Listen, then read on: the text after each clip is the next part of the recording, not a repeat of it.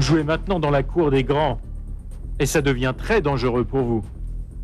Oui, mais je n'ai pas d'autre alternative. Je ne peux pas me débarrasser du brûloir. Mais personne n'est en train de vous dire de le faire. Moi, je suis seulement en train de vous dire qu'il existe différentes autres manières pour atteindre tous vos objectifs. Et je les connais très bien.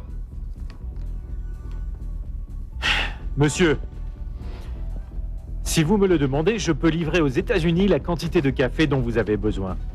Et quelle qu'elle soit. Comment? Vous le savez parfaitement, mais vous n'osez pas le reconnaître. Vous devrez réaliser des exportations fictives afin de cautionner vos crédits. Mon travail consistera simplement à les faire apparaître propres et transparentes. La seule question qui reste, c'est: êtes-vous prêt à accepter les règles du jeu?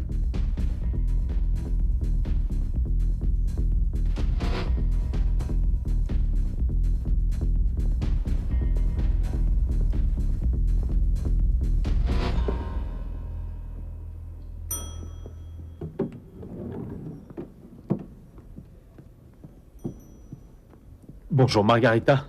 Bonjour, monsieur Sanchez-Sombrano. C'est à vous? Elles ont été envoyées à mademoiselle Olivares, mais elle me les a offertes. Elles sont magnifiques, n'est-ce pas? Oui, elles le sont. Je suppose que mademoiselle Olivares est dans son bureau, non? Oui, monsieur.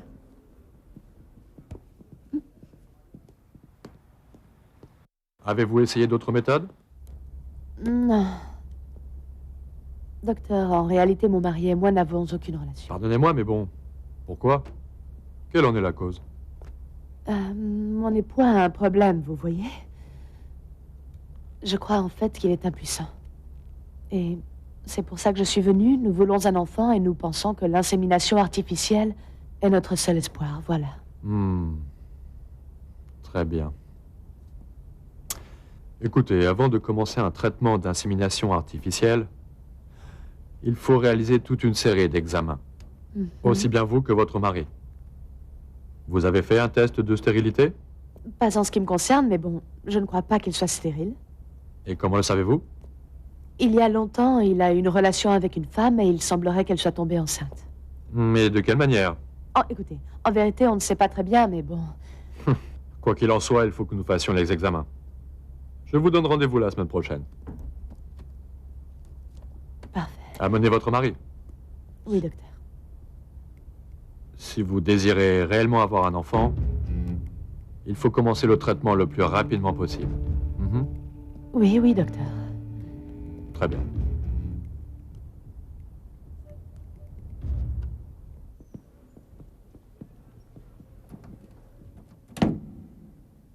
Bonjour, mademoiselle Olivares. Bonjour, que voulez-vous? Vous saluez, rien de plus. Vous êtes déjà passé par la réception? On dirait que quelqu'un y a déposé un énorme bouquet de roses par mégarde. Non. Elle m'était destinée. Un lâche qui n'a même pas eu le courage de signer sa carte. Vous m'excusez, je suis très occupée. Alors très bien. J'attendrai que vous ayez terminé. Je ne pense pas m'en aller et te laisser t'échapper. J'ai une question de la plus haute importance à te poser. Je peux y répondre maintenant pour que vous me laissiez enfin tranquille? De ta réponse dépend notre avenir. Tout ce que nous avons fait ces 2 dernières années. Tout notre amour. Ce que je veux que tu me dises est vraiment très simple. Tu ne ressens plus rien pour moi?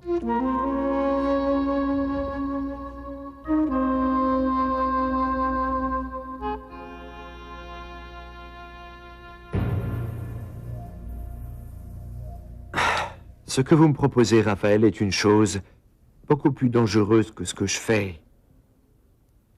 Vous savez ce qui peut arriver si on nous découvre?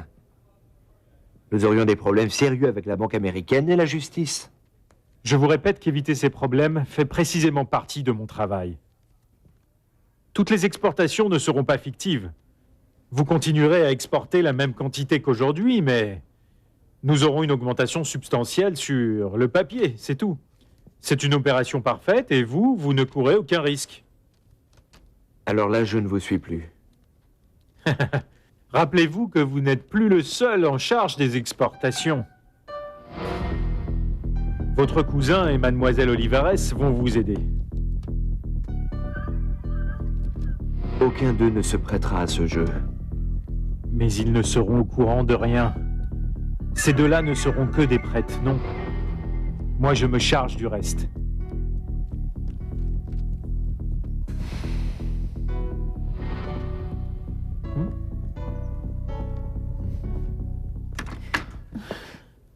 C'est si difficile que cela de me répondre. De toute façon, je connais déjà la réponse. Ce n'est pas possible que tu sois ici par hasard. Tu savais très bien que tôt ou tard, on se rencontrerait. Non. Je voulais travailler dans un endroit comme celui-là. Et arriver où j'en suis. Et oublier qui j'étais. Je ne te crois pas. Tu es ici parce que tu n'arrives pas à m'oublier. Ne me touchez pas, monsieur. C'est la dernière fois que je vous avertis, si nous devons travailler ensemble. Tâchez d'avoir une conduite professionnelle et distante avec moi. Ici, vous êtes monsieur Diego Sanchez Zambrano, directeur général. Et moi, Elena Olivares. C'est compris? La sous-directrice. Et j'entends que vous me respectiez comme je vous respecterai. Non seulement parce que vous êtes mon chef, mais aussi parce que vous êtes un homme marié. J'ai accepté la direction pour toi. Vous avez pris la mauvaise décision. Dis-moi qui est l'autre homme. Dis-le-moi. Hein? Tu es amoureux d'un autre homme? Mais lâchez-moi! Respectez-moi, s'il vous plaît. Je crois que nous n'allons pas nous entendre. Il faut vraiment que je m'en aille d'ici. Je vais présenter ma démission. Réponds-moi. Réponds-moi, s'il te plaît. Dis-moi que tu ne ressens plus rien. Dis-le-moi! Avec vous, on se croirait vraiment comme dans un conte de fées. Mais le problème, c'est que je n'y crois pas. Je ne crois pas que vous soyez le prince charmant et moi la belle paysanne. Ne pensez pas que vous allez réveiller la belle endormie par un baiser. Je ne crois pas non plus aux fins d'histoires heureuses.